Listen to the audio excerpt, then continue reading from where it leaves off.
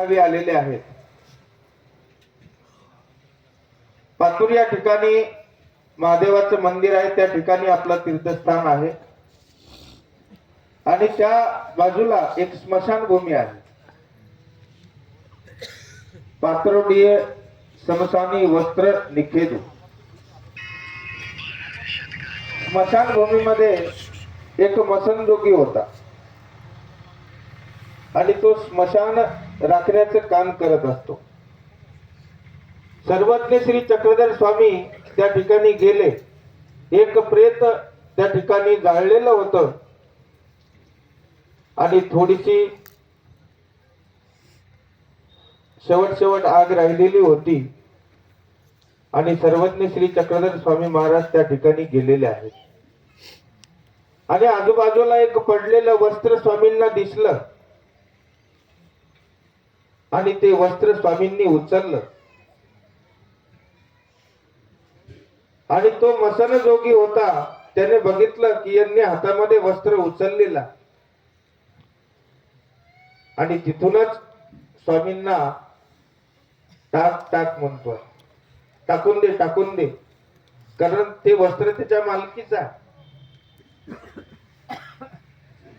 पण स्वामींनी टाकलं नाही.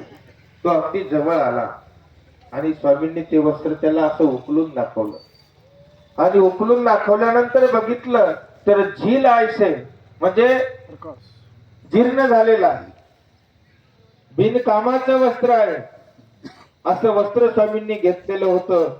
मग तो स्वामींना घ्या घ्या म्हणतोय. तर स्वामींनी ते वस्त्र टाकून दिलं, घेतलं नाही.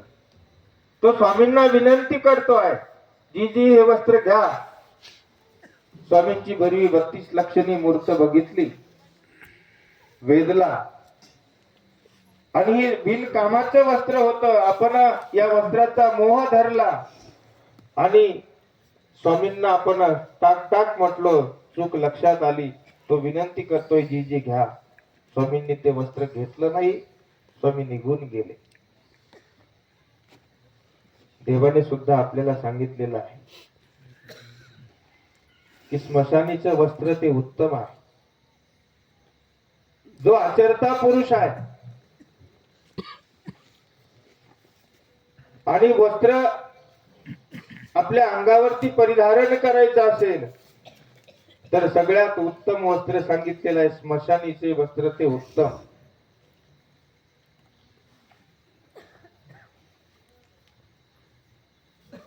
जर समजा आपल्याला ते वस्त्र नाही घेऊ वाटलं तर कवना एका ते हात चारी सोडा मागीजे.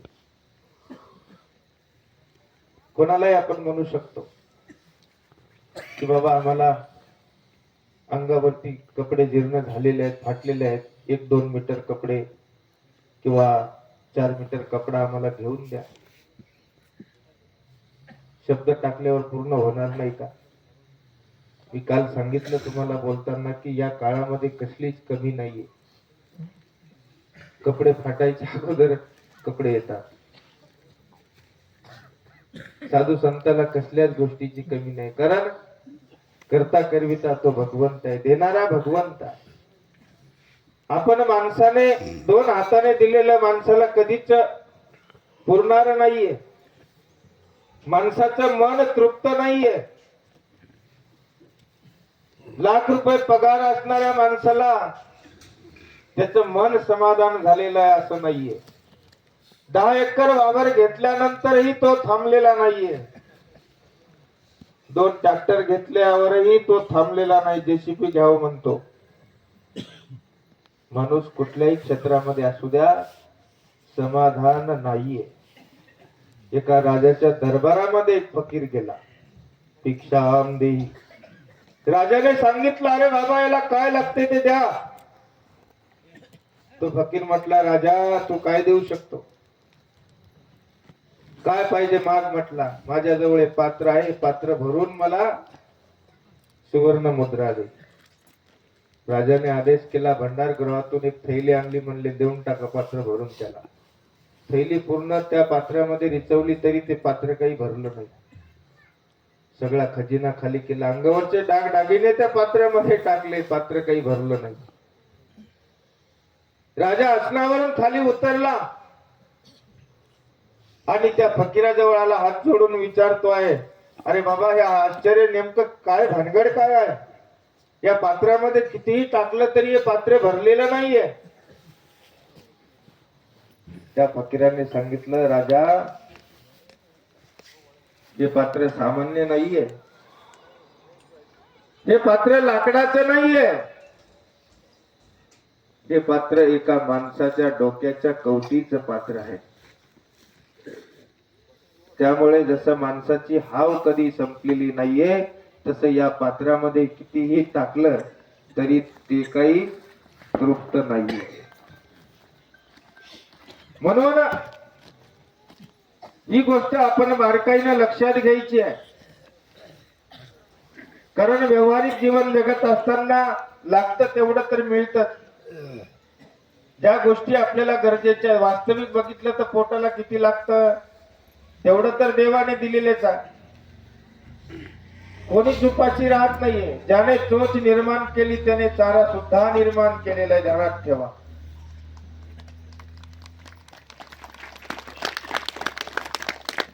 एकदा नारद मुनी भगवान गोपाल कृष्ण महाराज म्हणतात की अरे बाबा उशीर झाला जेवायला. हो, सगळ्या जीवांना जेव घालावं लागतं आणि मग मला जेवावं लागतं. नारद मुनींनी परीक्षा घ्यायचं ठरवलं. बाबा देव तर म्हटले सगळ्या जीवांना जेव घातल्याशिवाय मी जेवत नाही. नारद मुनींनी काय केलं, एका मुंगीला एका डब्बीमध्ये पॅक केलं, बारीक छिद्र त्या डब्बीला ठेवलं आणि बघू म्हटले उद्याच्याला दुपारी देव जेवायच्या अगोदर या मुंगीला काही चारा देतात का भगवंत. ठरल्याप्रमाणे दुपारची 12-1 वाजला. देव आले. नारद मुनी म्हटले, देवा सगळ्या जीवांना जेव घातलं का? हो, सगळ्या जीवांना जेव घातलं. नाही म्हटले, थांबा, एक जीव बाकी आहे. म्हणे कोणता? दाखवा. त्यांनी आपल्या जवळची डब्बी काढली आणि समोर ठेवली. आता खोलून भगवंताला दाखवतायत आणि दाखवताना डब्बी उघडल्यावर बघितलं तर त्या मुंगीच्या तोंडामध्ये एक साखरेचा दाणा या नारद मुनींना दिसला. नारद मुनींना आश्चर्य वाटलं. तेव्हा या डब्बीला तर, या मुंगीला तर डब्बीमध्ये पॅक केलं आणि या मुंगीच्या तोंडामध्ये साखरेचा दाणा कसा? तेव्हा भगवंताने सांगितलं, अरे बाबा ही तर मुंगी आहे, सामान्य आहे. माझा भक्त कोण्या डोंगरामध्ये जरी असला, कुठेही जरी असला, तरी त्या भक्ताच्या पोटा पाण्याची चिंता मी या ठिकाणावरून तो सारा योग पुरवत असतो, हे ध्यानात ठेवा. म्हणून मागितल्यानंतर तर निश्चितच भेटणार, पण मागण्याच्याही अगोदर सगळं काही देव आपल्याला या ठिकाणी देत असतो. देवाने अगोदर आचार केला का? नाहीतर तुमच्यासारखे माझ्यासारखे लोक म्हटले असते, अरे देवाला सांगायला काय लागलं. देव सांगून मोकळे झाले, निघून गेले. आपण आचार करत असताना त्यावर बारकाईनं शंका घेतल्या असत्या. देवाचं काम आहे सांगायचं, देव निघून गेले. पण तसं नाही. देवाने अगोदर आचार केला आणि मग विचार सांगितला. हे महत्वाचा मुद्दा ध्यानात ठेवा. सालबर्डीच्या डोंगरामध्ये 12 वर्ष राहिलेले देव चिंतन केलं. अरे कोणाला भेटायचं, कोणाला ज्ञान द्यायचं, कोणाला प्रेम द्यायचं, हे त्या 12 वर्षाच्या कालखंडामध्ये सर्वज्ञ श्री चक्रधर स्वामी महाराजांनी जीवाचं चिंतन केलं. नाहीतर झोपेतून उठले आणि बायकांना प्रेमदान दिलं असं नाही, ध्यानात ठेवा. पूर्वी म्हातारीशी ईश्वर सेवा घडली, म्हणून घरा जाऊनी संबंध दिला. काहीतरी तुमचं आमचं काहीतरी सुकृत असेल ना, तर भगवंत तुम्हाला आम्हाला भेट देतो. या अंबाशीच्या लोकांचा काहीतरी चांगला हेतू आहे. ज्यांनी अन्नदान या ठिकाणी केलेलं आहे, काहीतरी पूर्वजन्मीचं अनेक जन्मीचं सुकृत आज उदयाला आलं की आज तुम्ही 600च्या संख्येनं असणारी मंडळी परभणी जिल्ह्यात, नांदेड जिल्ह्यात, जालना जिल्ह्यात, हिंगोली जिल्ह्यात, काही आंध्र प्रदेशातून आलेली मंडळी आहे. काय संपर्क आहे तुमचा त्यांचा? अर्थार्थी संबंध नसतानाही त्यांनी तुम्हाला त्याच आवडीनं आवडीपूर्वक या ठिकाणी भोजन दिलं, या ठिकाणी तुमची सेवा करतायत, मंडप टाकलेला आहे, कारण हे पूर्व सुकृत आहे. अरे तुमच्या माध्यमातून त्यांना परमेश्वर प्राप्त करायचा आहे. देव आपल्याला सोडून गेलेला आहे.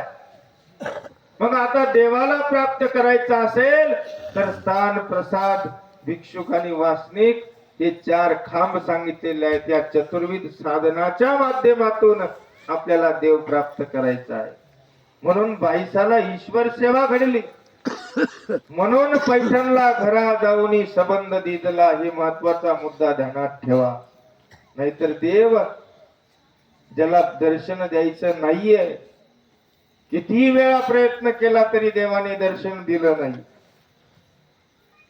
महादेवराव स्वामींच्या दर्शनासाठी निघालेला आहे. दरबार भरलेला आहे. दरबारामध्ये बघितलं तर अनेक आपले सैन्य शिपाई आपल्या जागेवर दिसत नाही. विचारलं, अरे कुठे गेले? एक जण समोर आला, अभय देशी तरी सांगेन. प्रल्हादराव दिलं म्हटले, अभय सांग. वेरूळला एक सत्पुरुष आलेले आहेत, महापुरुष आलेले आहेत, त्यांच्या दर्शनासाठी गावाच्या गाव जात आहे. म्हणून आपला सुद्धा बराचसा सैन्य शिपाई वर्ग त्या ठिकाणी श्री चक्रधर स्वामी महाराजांच्या, श्री चांगदेव रावळांच्या दर्शनासाठी गेलेला आहे. असं म्हटल्यानंतर नाव घेतल्याबरोबर राजाला सुद्धा सर्वज्ञ श्री चक्रधर स्वामी महाराजांचा वेद निर्माण झाला. वेद म्हणजे काय? आवडी. राजाने ठरवलं आज स्वामींच्या दर्शनाला जायचं आणि निघाल्या बरोबर ज्या हत्तीवर राजा बसायचा तो पटाचा हत्ती त्या ठिकाणी मरण पावला. अपशकुन घडला म्हणून राजा त्या दिवशी थांबला. दुसऱ्या दिवशी स्वामींच्या दर्शनासाठी निघाला. मुसळधार पाऊस सुरू झालेला आहे. घराच्या बाहेर पाऊल टाकता येत नव्हता, इतका वर्षाव त्या ठिकाणी होत होता, मुसळधार पाऊस. त्याही दिवशी राजा थांबला. दाजीबा पाटील. आणि तिसऱ्या दिवशी जेव्हा राजाने निश्चय केला की आता काही हो, आपला देह जरी गेला तरी हरकत नाही, पण आज दर्शनाला जाणार म्हणजे जाणार, असा निश्चय केला. दर्शनासाठी निघाला, पण देव तिथून निघून गेले. ध्यानात ठेवा, देवाने राजाला दर्शन दिलं नाही.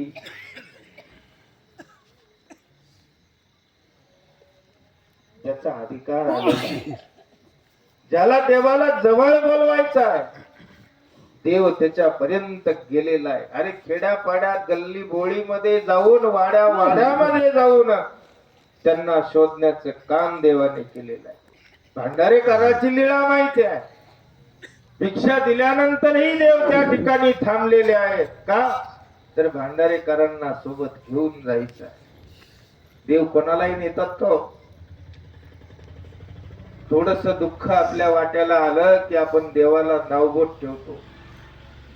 अरे पण दुःख का वाट्याला येतं याचा विचार तुम्ही कधी केलाय का?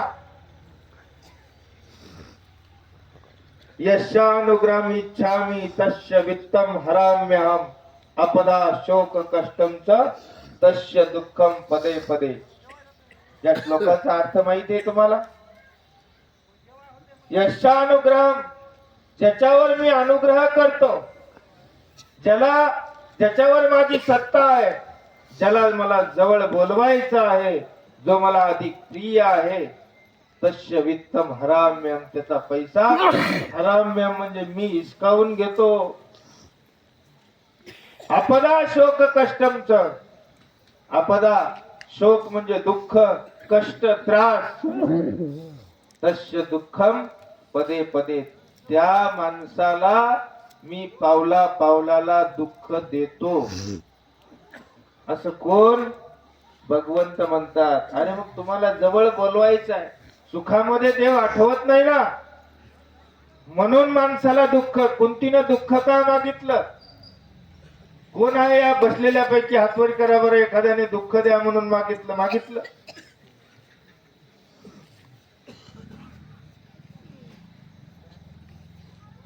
दुःख द्या म्हणून कोणीच मागत नाही. आलं का लक्षात? पण दुःखामध्येच खऱ्या अर्थानं देवाचा आठव होत असतो, ध्यानात ठेवा.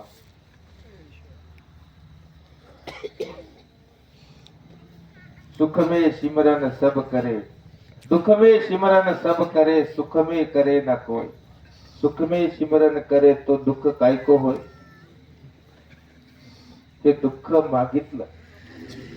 आणि म्हणून हे उदाहरण, अनेक प्रकारची उदाहरणं आपल्या डोळ्यासमोर आहेत लीळा चरित्र ग्रंथामधले. आज वसमतची बरीचशी मंडळी या ठिकाणी आलेली आहे आपल्या पदयात्रेमध्ये. वसमतची माई बाईसा, तिचं जीवन जर आपण बघितलं तर देवाला जवळ बोलवायचं होतं त्या बाईला, पण ती सरलेला आहे.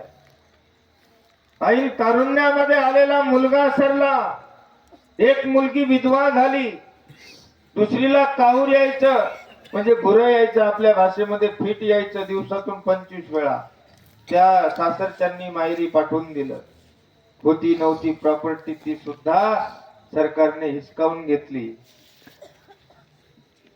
एक पोटाला बांधावी, एक पाठीला बांधावी, आणि द्वारकेला निघालेली दिंडी आहे, त्या दिंडी सोबत जावं आणि गोमती नदीमध्ये आपला देह विसर्जित करावा, असा मनाचा ठाम निश्चय करून ही माई बाईसा त्या दिंडी सोबत निघाली. आणि जाताना पैठणला तिचा भाचा सारंग पंडित, हा सारंग पंडित त्या ठिकाणी खऱ्या अर्थानं त्या माईबाईला भेटला आणि सगळं दुःख एकमेकाला सांगितल्यानंतर त्याने सांत्वन करण्याचा प्रयत्न केला, पण ती आपल्या निश्चयावर ठाम होती. पण सारंग पंडितांनी एक गोष्ट मात्र त्या माईबाईसाला सांगितली, आत्या तू चाललीच जीव द्यायला जा, हरकत नाही, पण एक गोष्ट मात्र माझी ऐक, वेरूळला श्री चांगदेव रावळ गोसावी आहेत, त्यांची भेट घेऊन जा. पुढची लीळा कथा तुम्हाला माहिती आहे. वेरूळला स्वामींची भेट झाली, सगळं दुःख विसरून गेली. निवालोजी निवालो म्हटल्याप्रमाणे या संसारामध्ये तप्तायमान झालेली माईबाईसा त्या ठिकाणी शांत झाली. म्हणून तिला शांती नगरीचा पाटा दिला, म्हणून तिला प्रासादिक नाव शांताबाईसा ठेवलं. तिला रुद्रपूरला पाठवलं आचार विहिला आणि देवाने मुखोद्गार काढले. ध्यानात ठेवा, येथून म्हणितले ते म्हातारी येसीची घडले, तिलाच घडलं. हे देवाला जवळ बोलवायचं. नाट्यवाचार्यांची परिस्थिती या वेगळी काहीच नाहीये. त्यांनाही सगळ्या बाजूने देवाने भगवंताने जवळ बोलवायचं आहे, तर सगळ्या बाजूने असा तर येत नाही ना माणूस. 4 मजली बंगला आहे, सगळ्या गोष्टी आहेत, तो देवाकडे कशाला येईल? देवाने सुखी समृद्धी ठेवलेला येत नाही देवाकडे, म्हणून देव एक एक एक एक एक एक त्याचं मडकं फोडायचा प्रयत्न करतो. सगळ्या बाजूनी त्याला निकामी करतो आणि मग तो देवाकडे येतो. जसा कुष्टियाचा दृष्टांत सांगितला त्याप्रमाणे देव माझा, मी देवाचा. म्हणून हे ध्यानात ठेवा, खचून जाऊ नका. जरी दुःख आपल्यावर आले तरी त्या दुःखामध्ये आपण त्या भगवंताला विसरायचं नसतं. तो भगवंत आपली परीक्षा घेत असतो. त्या परीक्षेमध्ये आपल्याला उत्तीर्ण व्हायचंय, पास व्हायचं आहे. आणि त्या भगवंताला जर आपण शेवटपर्यंत जर खऱ्या अर्थानं अगदी मनाभावातून त्याही परिस्थितीमध्ये जर भजलं तर निश्चितपणानं आपल्याला परमेश्वराचं प्रेम प्राप्त झाल्याशिवाय राहणार नाही. ध्यानात ठेवा. म्हणून आपण पदयात्रा करतो आहोत. अनेक वेळा तुम्हाला सांगितलं पदयात्रा. आता कधी कधी काय होतं, मंडळी एवढी झाली की आम्हाला लक्ष ठेवणं होत नाही. बरोबर आहे की नाही? मग आता तरी आम्ही दोन पुढे राहतात, दोन मागे राहतात, दोन मधी राहतात, दोन बायाच्या झेंड्याजवळ राहतात. मग आता तुम्हाला स्थानवंदन करवलं नसतं का बरं आम्ही आलेगावचं? मग तुम्ही पदयात्रा सोडून झेंडा सोडून मधून निघून गेले की नाही? हा? पुन्हा मग आता आम्ही केलंय तिथे येऊन बसले. अक्कांचा पूजावसराचा सोहळा होता, अर्चन विधीचा सोहळा होता, काही बाया नंतर आल्या, काय उपयोग झाला? हा? भेटकाळ विधी बघितला नाही, त्यांचे चार शब्द आपल्या कानावर पडले असते तर काही नुकसान झालं असतं का? सांगा, नुकसान झालं असतं? मग असं का आपल्या मनाने का करायचं? काही गोष्टी कशा असतात, वेळेनुसार काळेनुसार. संयोजक मंडळी म्हणजे जो निर्णय घेतात तो चुकीचा कधीच घेणार नाही, ते ध्यानात ठेवा. स्थानवंदन करूनच आश्रमामध्ये जायचा रूट होता असं आम्ही ठरवलेलंही होतं, पण तिथपर्यंत जावस्तोवर आपल्याला किती वाजले? वेळ झाला. मग आता मला सांगा, आपली वाट बघत बसलेली मार्ग मंडळी, त्यांना आता आपण निघायला इतका वेळ झाला, आपण गेल्यावर त्यांनी जेवण केलं असेल की नाही? मग एवढ्या लोकांच्या स्थानवंदनाला 1-1.5 तास लागला नसता? सहज लागला असता. मग एवढं सगळं करून पुन्हा अजून तिथून म्हणजे त्याला किती वेळ झाला असता? या गोष्टीचा आपण विचार कधी करत नाही. तिथे गेल्यानंतर आमच्या सर्व साधू मंडळींचा त्यांनी फक्त संकल्प तेवढा अगोदर केला का, त्या बाबा हे पायी पायी चालत आलेले आहेत, सकाळी त्या ठिकाणी नाश्ता केलेला आहे आणि तिथं नाश्ता करून इथं आले, तर विधीमध्ये अर्धा तास एवढ्या लोकांनी तुम्ही बघितलं. त्या ठिकाणी आश्रमातले प्रत्येक तपस्विनी या आमच्या सर्व संयोजक मंडळीला कोणी बिस्किटचा पुडा, कोणी कॅडबरी, कोणी फरसांचा पुडा, कोणी चॉकलेट, कोणी लाडू, कोणी काही, सगळ्या पद्धतीनं सगळं. आणि त्यांनी पिशव्या सुद्धा दिल्या आम्हाला. मामा बघत होते, आमची नजर होती.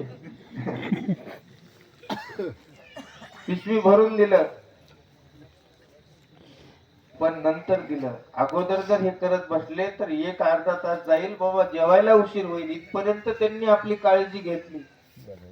मग आता तुम्हाला आम्ही स्थान सोडून इकडे इकडे आणलं असतं का हो? कसं वाटतं तुम्हाला सांगा बरं? हा? म्हणून सोबत आलो ना आपण. बरं, आम्ही तुम्हाला रागवावं अशी आमची मुळात हेतू नाही. तुम्हाला जोरात बोलावं असं तर मुळीच वाटत नाही आम्हाला, कारण तुम्ही आमचे मायबाप आहात, ध्यानात ठेवा. आम्ही पहिल्यापासून काय म्हणतो, या पदयात्रेमध्ये एवढ्या पद्धतीने आपण एकत्र आलेलो आहोत, जुळलेलो आहोत. आज ज्या गावातली मंडळी आहे, 10-5 लोक जरी असतील, त्या गावातले लोक बिचारे खरोखर इतके जीव लावणारे माणसं आहेत, प्रत्येक गावातले. मग या माणसाला आपण गेल्यानंतर इतका आनंद वाटतो की जणू काही देव घरी आला. तुम्ही 10 दिवस येता, आम्हाला मन भरून जातं. आणि कधी कधी असं चुकीचं वागले की मग कधी कधी नाईलाजाने एखादा शब्द तो निघून जातो, पण इच्छा राहते का तुम्हाला जोरात बोलावं? तुम्ही मायबाप आहात, सुज्ञ आहात, म्हणून कुठेही त्रास होईल असं कुठेही वागू नका. पदयात्रेत आलात ना तर आपल्या हाती पदरी काहीतरी पडलं पाहिजे, म्हणून या गोष्टीची आम्ही सुद्धा काळजी घेतच असतो. अशा अनेक गोष्टी आहेत. आपल्याला या पदयात्रेच्या माध्यमातून काहीतरी आपल्याला आपल्या कर्माचा नाश करायचा आहे. अनेक वेळा असं होतं, सूचना दिल्यावरही आपण लवकर येत नाही, या म्हणावं लागतं. असंही होऊ नये. सूचना दिली म्हणजे आपण ताबडतोब लवकर आलंही पाहिजे, सगळ्या गोष्टी वेळेत झाल्याही पाहिजे. तसं वास्तविक लय अंतर असलं तर आम्ही तुम्हाला जास्त त्रास देत नाही, बरोबर आहे? व्यवस्थित चालू आहे, सगळं एकदम आनंदात चालू आहे. असंच आता राहिले किती दिवस? 3 दिवस. चौथ्या दिवशी तर तुम्ही तुमच्या घरी, आम्ही आमच्या घरी, बरोबर आहे? म्हणून 3 दिवस आपल्याला पुढचा प्रवास करायचा आहे. श्री चक्रधर स्वामी महाराजांचं तत्वज्ञान अगाध आहे, अनंत आहे. कितीही सांगितलं तरी संपणार नाहीये. म्हणून आपण या प्रवचनातून एकच गोष्ट ध्यानात ठेवायची आहे की आपल्याला स्वामींनी जो आचार लिहिलेला आहे त्या आचारामधलं एखाद्या सूत्राचं पालन आपल्याकडून कसं करता येईल, कसं होईल, या दृष्टिकोनातून आपण थोडासा विचार करावा. मला या ठिकाणी बोलण्याची संधी दिली, आपण सर्वांनी श्रवण केलं, त्याबद्दल मी या ठिकाणी संयोजक मंडळीचे धन्यवाद व्यक्त करतो. की जी ग्रामस्थ मंडळी आहे, ज्या मंडळींनी आपल्याला खऱ्या अर्थानं जे अन्नदान दिलेलं आहे, ते अन्नदान म्हणजे अगदी उत्तम प्रकारची सेवा, तुमची ईश्वरापर्यंत पोहोचणारी सेवा आहे. बंधूंनो, ध्यानात ठेवा. का तर अन्नदान उत्तम आहे, पण कोणतंही अन्नदान उत्तम नाहीये. अन्नदान ते उत्तम जे खऱ्या अर्थानं ईश्वराचं नामस्मरण करत करत ईश्वर शोधण्यासाठी तुम्ही सर्वजण निघालेला आहात. आणि तुम्ही सर्व 600च्या संख्येनं आज या 10 दिवसापुरते संन्यासी या ठिकाणी प्रवेशन होणारा अन्नदान या आमच्या अंबासी वासीय बंधूंना खऱ्या अर्थानं ईश्वर भोजन घडलेलं आहे. म्हणून आपल्यालाही उत्तरोत्तर जीवनात आशा क्रिया प्राप्त हो, जेणेकरून तुम्हाला ईश्वर प्राप्त व्हावा, तोची भेटावा, अशी मी देखील ईश्वराला प्रार्थना करतो. आपल्या सर्व परिवाराला, कुटुंबियांना प्रभू श्री चक्रधर महाराज निरोगी व उदंड आयुष्य प्रदान करो, तुझी समृद्धी ठेवो, हीच ईश्वर चरणी प्रार्थना करतो आणि लांबलेल्या 2 शब्दाला इथेच पूर्णविराम देतो. धन्यवाद. अतिशय सुंदर असे मोलाचे मार्गदर्शन बाबाजीने सांगितलेले. बंधूंनो, पातूरची लीला किती महत्वाची आहे बघा. या विश्वाचा मालक सर्वज्ञ श्री चक्रधर स्वामी त्या कपड्या स्मशानामधला कपडा फक्त उचलल्यानंतर तो तिथला मसनजोगी काय म्हणतोय, टाक टाक दुरून. बरं, जेव्हा समोर गेला, स्वामीची मूर्त बघितली आणि वेदला, मग परत म्हणतो की घ्या घ्या. पण स्वामीने ते वस्त्र टाळले. म्हणून आपण जीवनामध्ये बी या लीळातून हेच बोध घ्यायचा की समोरच्याला बोलताना आपण जरा व्यवस्थित बोललं तर आपण जीवनामध्ये आपल्या चांगलं घडतंय. एक गोष्ट आहे छोटीशी. एक शेतकरी होता, त्याला 3 मुलं होते. कधी कधी कसं असते बघा, आम्ही लोक सांगतो की बाबा हे काम कर, तर त्या माणसाला तेच काम केलं तर योग्य वाटतंय. त्यानं जर जाऊन व्यवस्थित काम केलं नाही तर त्याचे मग परिणाम वेगळे होते. तसं त्या शेतकऱ्याला 3 मुलं होते. त्याला पैशाची अडचण भासल्यामुळे त्यांनी काय केले, मोठ्या मुलाला म्हटले त्या सावकाराकडे जाय आणि पैसे घेऊन ये. तो मोठा मुलगा गेला. सावकाराच्या घरासमोर गेल्यानंतर डबल मजली होते सावकाराचं घर म्हटल्यानंतर. मग ते जिन्यावर वरी बसला होता खुर्ची टाकून सावकार. मुलगा गेला जिना चढून. जिना थोडा लहान होता असल्यामुळे ते वरी चढल्यानंतर सावकाराकडे बघितलं हसायला लागला. सावकाराला वाटलं काय झालं ह्याला हसायला. ते सावकार म्हणले की बाबा तुला हसायला काय होत. ते म्हटलं बाबा मी या जिन्यातून आलो, हे जिना एवढा लहान आहे, तुम्ही चांगले जाडजूड दिसता. आता शास्त्रीने सांगितले माझ्यासारखं, म्हणजे आगरकर बाबाची आठवण झाली त्यांना. मला यायला वरी जिन्याला अडचणीत, तुम्ही एवढे मोठे जाड खाली कसे जास्तात. म्हणजे त्याला काय सांगितलं होतं की बाबा तू फक्त त्याला पैसे मागायला जाय सावकाराला. मग सावकाराला थोडा राग आला. ते म्हणजे मी तू आला ते पैसे देत नाही, तू वापस जाईल. परत ते मुलगा गेला वडिलाकडं. त्याला सांगितलं बाबा त्यांना सावकारानं काही पैसे दिले नाही. ठीक आहे म्हटले. मग दुसऱ्या मुलाला सांगितलं. दुसरा मुलगा सुद्धा गेला सावकाराकडं पैसे मागायला. सावकार वरच्या जिनावर बसलेले होते. वरी गेला, सावकाराला बसलंय बघितलं आणि सावकाराला बघितल्यानंतर ते पण हसायला लागला मोठमोठ्यानं. सावकाराला वाटलं बाबा काय झालं नेमकं. सावकाराला विचारलं बाबा काय झालं हसायला. ते काय म्हटला मुलगा की बाबा तुम्ही एवढे मोठे झाड आणि मेल्यानंतर या जिन्याच्या तिथून कसं न्यावं तुम्हाला? शाकरला पुन्हा राग आला. सोबतच्या जो होता त्याला म्हणलं याला पैसे द्यायचे नाही, वापस पाठवून द्या. नंतर पुन्हा तिसऱ्या मुलाला पाठवला. तिसऱ्या मुलाला पाठवल्यानंतर तिसरा मुलगा म्हटला, सावकाराला जिन्यावर बघितलं आणि पुन्हा वरील चढायला बघितला, हसायला लागला. ते म्हणले दोन तुझ्या मुलानं तुझ्या भावानं असं असं बोललं म्हटले. पहिला मुलगा म्हणला बाबा तुम्ही इथून जिन्यातून कसं जासाल आणि